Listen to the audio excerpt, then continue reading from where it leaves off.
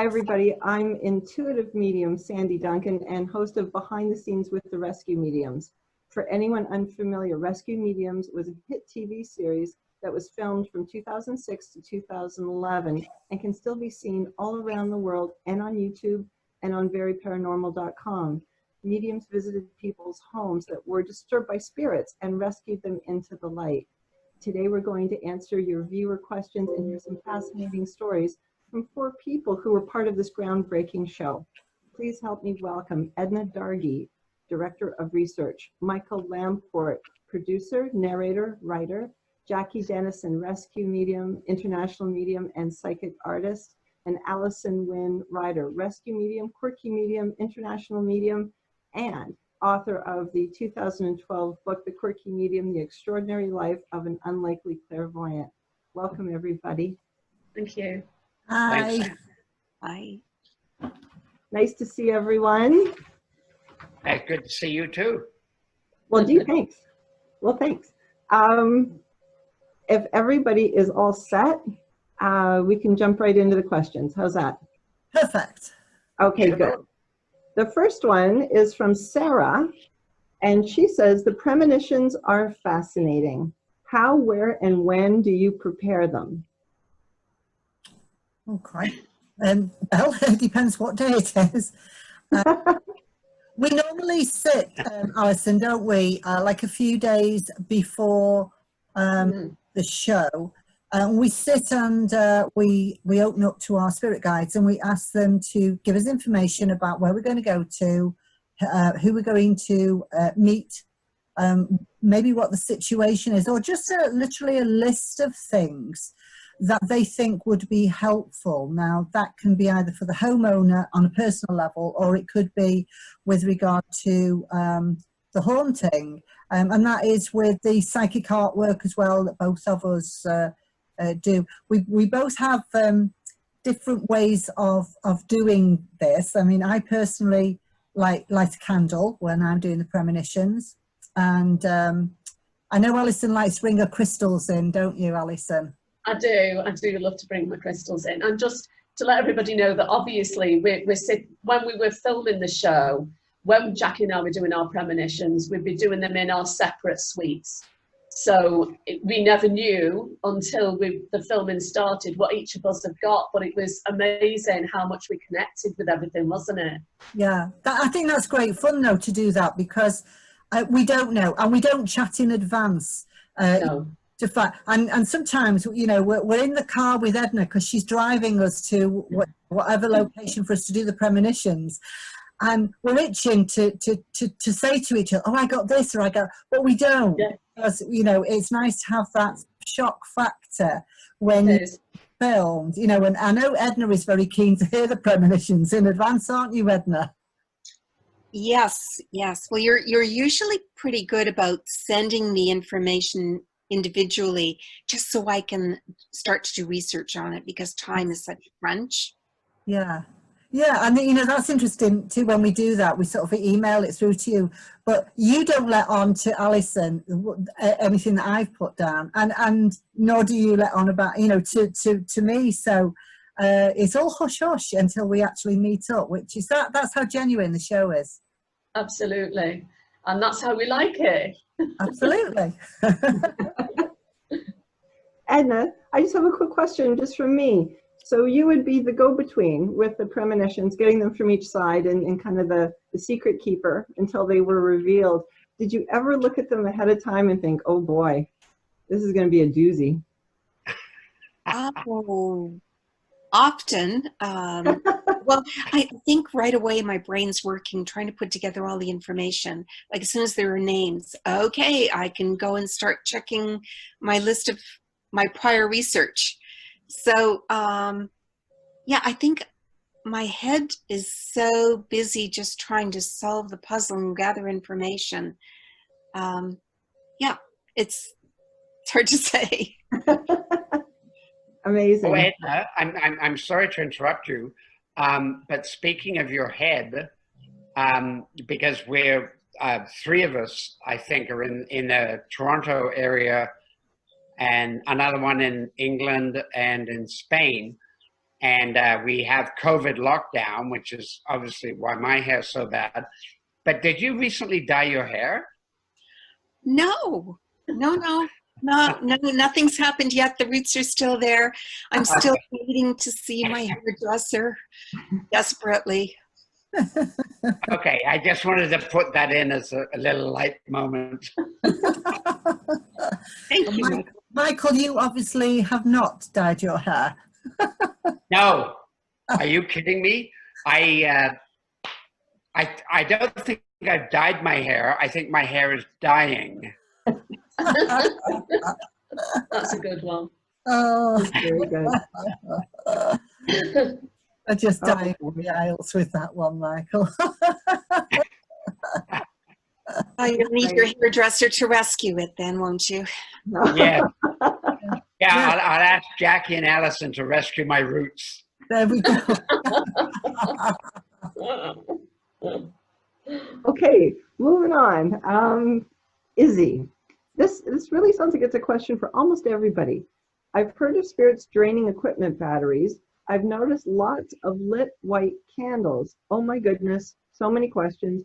I feel like we should sit in a classroom and learn under your tutelage. So maybe the equipment and the batteries, and maybe a bit about tutorials.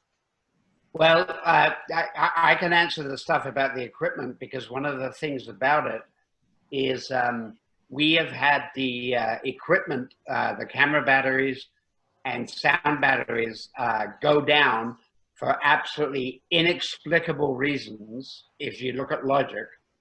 And I believe it must be spirit or something like that, because they have gone down many, many times. And we had a big power cut on one of our episodes where we had to light candles all around the house. So yeah, I mean, the draining of batteries is a very significant issue. And I think probably Jackie and Allison or Edna can maybe enlighten us a little bit on why that happens. No, spirit energy have the ability sometimes just to get your attention of, you know, oh, let's just drain our battery there. I'm going to get their attention no matter what. Yeah. But you've got to remember that spirit energy is energy, and so energy will interact with energy in that way. It's like if you plug too many things into one socket, then, you know, the fuses will go, the lights will blow, because there's an overload on the system. And this works in a similar way, except it drains everything because there's an overload of spirit energy. It's not, I just have a mental image of a ghost there sort of sucking all the energy out of the equipment. It's like, yes, I can use this now. But it's more like an overload of energy. That's the way I see it. How do you see that, Al? The same, really. It's always seems to be electrical stuff, batteries and things like that. Also light bulbs as well. So anything like that, because obviously electricity is energy. Spirit in a home is energy, and it'll sap whatever it can, because that's just what spirit do. And also sometimes I think, depending on, you know, what the spirit is or who they are, I think they do it just to be, you know, awkward. In that, obviously, if they're draining the batteries on the cameras, then that, you know, everybody's got to go and get, you know, more batteries and sort of set it all up again, which gives them more time. And because they don't always like us there, they know what we're there for, and they don't always like that. So that's what I think as well. Yeah. Do you think, Alison and Jackie, do you think that the energy, when it's drained, does spirit absorb the energy? Like, is it something that they need to? They can do. Yeah, they can. Yeah, because it makes them more powerful. So as they're sort of, it's exactly what Jackie said before, like, you know, when you said about the ghost sapping the energy, it's exactly like that, and they will do that. So anything to make them feel stronger, and maybe, depending on who the spirit is, to stop us in a lot of ways from sort of carrying on with the job that we're there to do as well. But yeah, definitely. Yeah, they channel it. They can channel that energy. That's the with regard to tutorials, though. Very Paranormal have tutorials on the website, on the Very Paranormal website. I mean, Alison's done tutorials there. I have. Sandy's done tutorials on there, and there are other tutorials that are going to be put up as well. And both Alison and I also teach online. We, you know, so through Skype or Zoom or, you know, other methods of tutors, one-to-one tuition. So the internet's a great tool to be able to connect with people in that way. Yeah, especially these days. Yeah, you know, after lockdown, you know, because of lockdown, that's the way to go at the moment. You know, there are a lot of people that are still sort of apprehensive about being in groups personally, but they feel more comfortable online, and you know, you can understand that, can't you? Yeah, because you can't actually, as far as I know, but maybe Dr. Fauci in America would have a different opinion, but I don't believe you can spread coronavirus online. I don't think that, I don't know. Maybe you can. Who knows? Who knows? But it won't drain your batteries like spirit. How's that? So next question from Mel. Jackie and Allison, I believe. Could you hook up on a computer and meet with someone who wants to contact a loved one? That sounds like exactly what you were just talking about. We both do that, Alison, don't we? We both do readings for people online. Yeah. So now look up their info. Yeah. You know, I had a client contact me, a client who would normally come in person to see me. And that was their question, you know, I really feel as though they need to see someone. But do you offer anything online? So I said, well, yes, I do. And she said, well, how does it work? You know, because I'm not with you. So how does that work like that? You know, is the energy a strong? Well, it is, because you're still connecting to the energy of spirit, and there's no time or place really in spirit. So it still works. And you know that, Sandy, because you do that yourself, don't you? Yeah, I like it. I prefer it, actually. Yeah, I like it as well. I do And like too. spirit will always work with us in whichever medium, if you like, we are working. So whether it's Skype or Zoom online, or whether it's one-to-one, or whether it's platform work, or whether it's teaching, they will modify everything in the right way that will fit in with how you're actually doing that work. But it is wonderful. I mean, I always have a joke. I always say to people, well, you know that I can't actually, you know, when it's online, you know, I can't actually hand you the cards. Yes. The spirit will guide me to pick the cards meant for you. So it's good. It's really good. Well, thanks for that, Alison, because the thing is that pun about doesn't matter what medium it is got to come up in a future show somewhere. Yeah. And it wasn't as bad as mine. It was much better. Okay, here we go. From Helen. I love the way you guide spirit into the light. How do you do that, please? We say this way. Yeah. Yeah. It's different every time, isn't it, Alison? It depends who we're dealing with, really. Yeah, exactly. And the situation, you know. And we work very much as a team as we do that, you know, Alison and I together, and then our spirit guides. And even the loved ones of those that we're helping over help with the rescue, don't they, Alison? Yeah, and yeah, definitely. And you know what you see sometimes, it's 5 or 10 minutes on the television for the viewers. Sometimes it can take us hours, can't it? Yeah. You know, it depends who the spirit is, whether they want to go to the light, because not all of them want to. And then we have to deal with that on the spot. I mean, there's no you know, it's something that we can't rehearse. Each one's different, like Jackie said. So we just have to deal with it there and then and adapt it to whoever it is that we're trying to send to the light. And, you know, 99% of the time we do that, exactly that. Yeah. Just Good a question. side question. Oh, sorry. Just a side question to that. Does the light look the same to you, or roughly the same, your version of the light every time? No, I see it different. And again, it's because we have to, I mean, I can only sort of speak for myself. I'm listening to what my spirit guide's giving me and the angels, and it's exactly us. Because say if Jackie's overshadowed, I'm listening to what they say. So they might show me a path, or they might show me sort of like a wood with trees, and the light's coming down through the trees. Or it might be a church and the light is in the window of the church. And I feel that they do that because it's something that feels familiar and safe to the spirit that's going to the light. So for me, no, it's not exactly the same all the time. What about with you, Jackie? No, it's not always the same with me either. Yeah.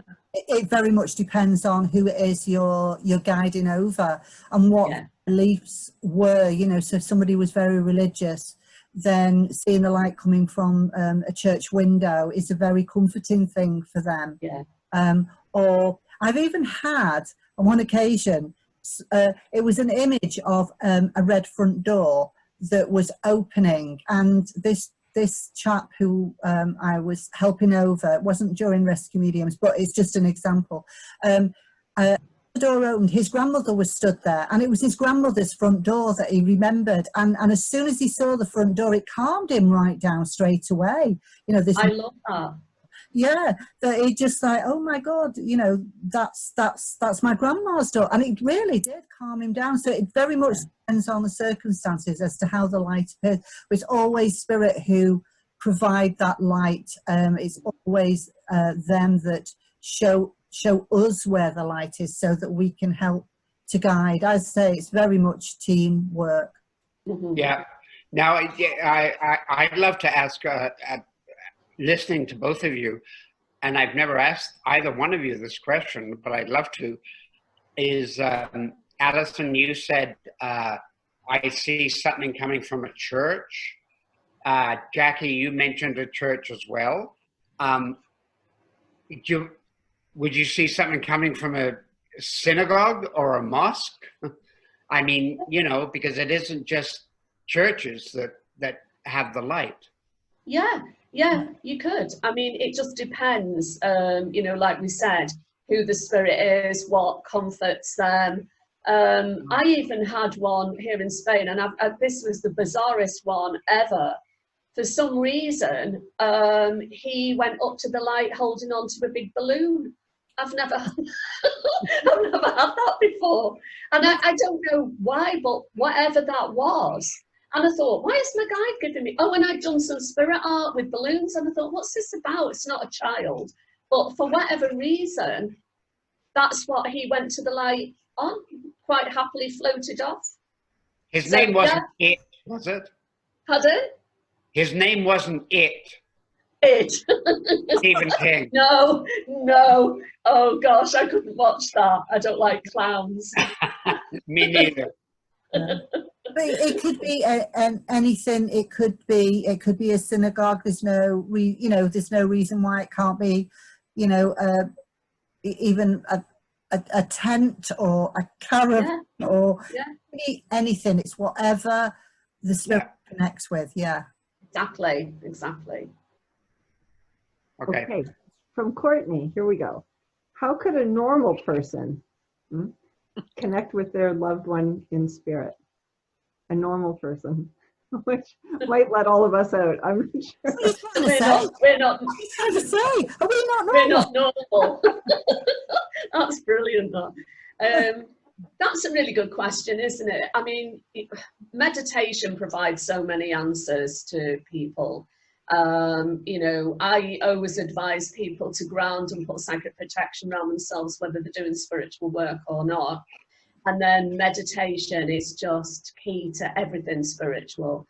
but also with guidance from a reputable tutor as well. You know, any of those things. And anyone can learn how to meditate and eventually how to connect loved ones in the spirit world. And also having a reading from a medium as well, obviously. So yeah, some really fabulous questions coming up, isn't there? Absolutely. Sorry, this is my son just walking past. Sorry, love. Hello. Hello. Hi. Here's one. I think it could be for everyone. And for some reason, Edna, this makes me think of you, although it makes me think of everybody. Do you ever come across spirits in public that seem like they need help going to the light? But why it makes me think of you, Edna, is when you're doing your research, do you ever feel the presence of who you're writing about or who you're reading about? That's a good question. I think that while I'm doing my research, I'm so grounded. And I always, if I'm not on the computer, I'm always using this mechanical pencil, and I always think the graphite lead grounds me more. I think I try not to have a spirit influence, or whoever is going to be rescued or whatever. I shut myself down from all of that. I'm focusing just on the research.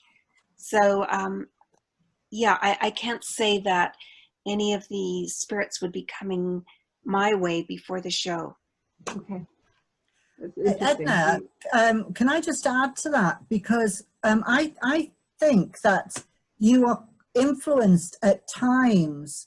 I think, and we've discussed this before in one of these shows, that you are influenced at times to knock on people's doors, to ask, you know, do you need the rescue mediums here? Do you need help? I feel that spirit giving you the push. What do you think? Yes, it is. Now, I would think of that more as my guides, or those that want to help the spirit that needs rescuing, influencing me, opposed to the actual spirit in difficulty. Right. That's more of the sense I have. Mm-hmm. Maybe I'm wrong, but Yeah. that's what I would think. Thank you. That's great. That's great. I had no idea how that was going to go. That's awesome. Another question. Are the homeowners around when you're doing your walkabouts, or do they have to leave? We usually make, that's the wrong word.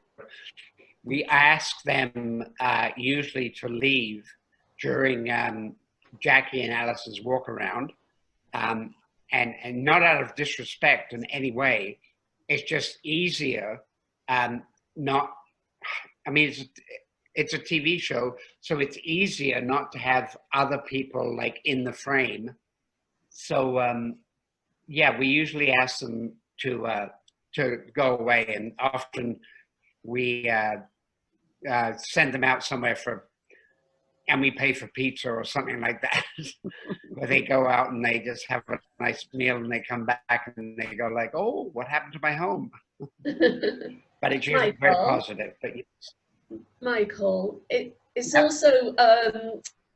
also for their protection as well, isn't it? Because obviously what we're dealing with, you know, for their protection as well as, you know, yeah. On occasions, though, on occasions we've had to ask them to come back. Mm-hmm. Oh, The spirit we're connecting with, if the spirit that we're connecting with is like with the possession episode, you know, connecting with the person in the house. So we've had to ask the homeowner questions in order to work out where we're going to be next. And Something's just fallen off my angel altar. I've just heard it. Something's just rolled off. How uncanny is that? what is it? I don't know. I've just heard something like drop and roll. I'm gonna go and have a look in a minute, but it was like quite. Did you hear it? Like a clown. Oh. Made me jump. It's behind you. There's all sorts goes on in this house, I tell you. But was it a big jump or was it a medium jump? Oh dear, I don't know. Maybe it has Sorry. something to do with the next question. Do you want to know what it was going Go to be? on. After a spirit has crossed into the light, what happens to them? Does their confusion and emotional pain end? That was going to be the next question. So maybe Well, that's got something to do with it. You know, because we have got time, I think, to answer that. So so when they get through to spirit, the confusion can still stay with them for a little while. It depends on, again, what the circumstances are. If somebody had confusion, didn't know where they were, and they were looking to find where they were going to, then they may still have issues that they need to still resolve or work out why they're there, especially if it's been a very sudden traumatic passing in particular. Most of them, when they've first gone through to the light, it's as if the rescue mediums, as if they're just gone. And it's like, some of them do thank us, of course, but sometimes they're just gone, and we just don't know where they are. We just know they're being taken care of. But it can be, the confusion can be there for a little while, can't it, Alison? Yeah, yeah. I've had like little gifts, not with every single one, but one. I mean, I'm going back a number of years now. This was at home in Cheshire, and my friend and I sent a little boy over to the light. There was all sorts going on in our house, and that's who we realised it was. And we'd put some flour down, and we'd put coins and little toys around the side. And he'd been moving them. You could see the indents. When he'd gone to the light, we looked at the flower, and there was a smiley face in the middle. And it was sort of like, we just felt like a thank you. So yeah, they do sometimes sort of let us know. Most of the time, no, they're just gone. They're probably so relieved to see their loved ones on the other side. Yeah. But yeah, fabulous question. Yeah. Yeah. Well, I mean, should we conclude this with our rescue medium cheers? Yes, Yeah. we should. Do you have Okay. a for us, Michael? Of course I do. So, cheers. Yes. Cheers. Cheers. Thanks Cheers. everybody for writing in. Thanks everybody for being here. Thank you. Bye. Thank you. Bye. Andy. Bye. Bye.